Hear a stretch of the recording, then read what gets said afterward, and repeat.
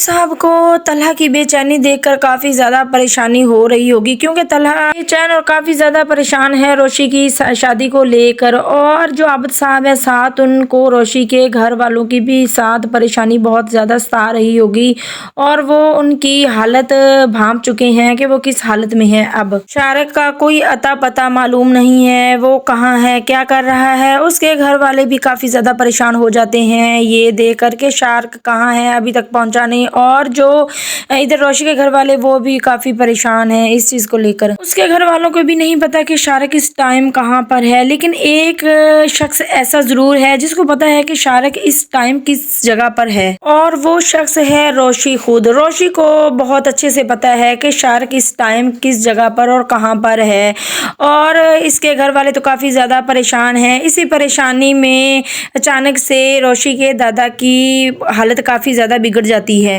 सारे दादा की हालत देखकर और ज़्यादा परेशान हो जाएंगे, और रोशी को लेकर तो इतने ज़्यादा परेशान। और दादा भी यही कह रहा होता है कि हमारी बेटी की ज़िंदगी में तो आज वो अंधेरा हो जाएगा जो कोई भी नहीं मिटा सकता, कभी भी ख़त्म नहीं होगा। हमारी बेटी की रुखसती नहीं होगी, वो सारी ज़िंदगी के लिए यहीं बैठी रहेगी। लेकिन रोशी को कोई परवाह नहीं, वो जानती है शारिक की सारी असलियत को। यहाँ पर रोशी की ना शादी होने की वजह से लोग तरह तरह के इल्ज़ाम भी लगा रहे होंगे, बातें कर रहे होंगे, और इसका इल्ज़ाम भी रोशी पर आ रहा होगा कि इसका ही सारा कसूर है। सब परेशानी देखकर आबिद साहब भी परेशान हो जाएंगे, लेकिन वो ये भी जानते हैं कि रोशी और तलहा एक दूसरे को बहुत ज़्यादा पसंद करते हैं। तो यहाँ पर जो आबिद साहब हैं वो तलहा का रिश्ता रोशी के साथ करने की बात कर देंगे, क्योंकि आबिद साहब ये बात अच्छे से जानते हैं कि मोहित रोशी को बहुत ज़्यादा पसंद करता है, और कोई भी लड़की यहाँ पर आकर मोहित से इतना प्यार और ख्याल नहीं रखेगी जितना रोशी करती है। और तलहा भी इकरार कर चुका है अपनी मोहब्बत का रोशी के साथ। तो अब आबिद साहब यही चाह रहे हैं कि बस रोशी और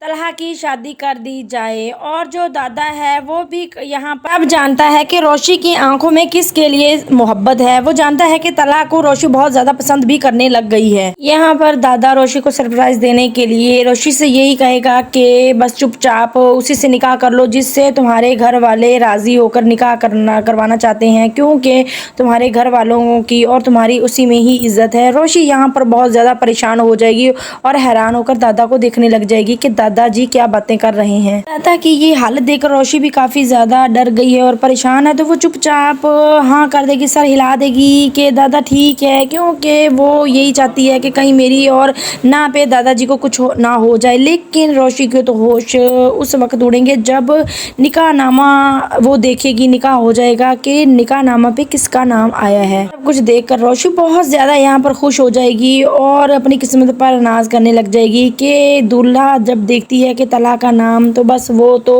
उसके तो होश ही उड़ जाते हैं कि किस तरह से अचानक मेरी शादी तलहा के साथ हो गई। काफ़ी ज़्यादा खुश हो जाती है। नाज़रीन, आप लोगों को क्या लगता है कि वाकई ही तलहा के साथ शादी हो जाएगी या दरमियान में फिर शारिक आ जाएगा रोशी को परेशान करने के लिए?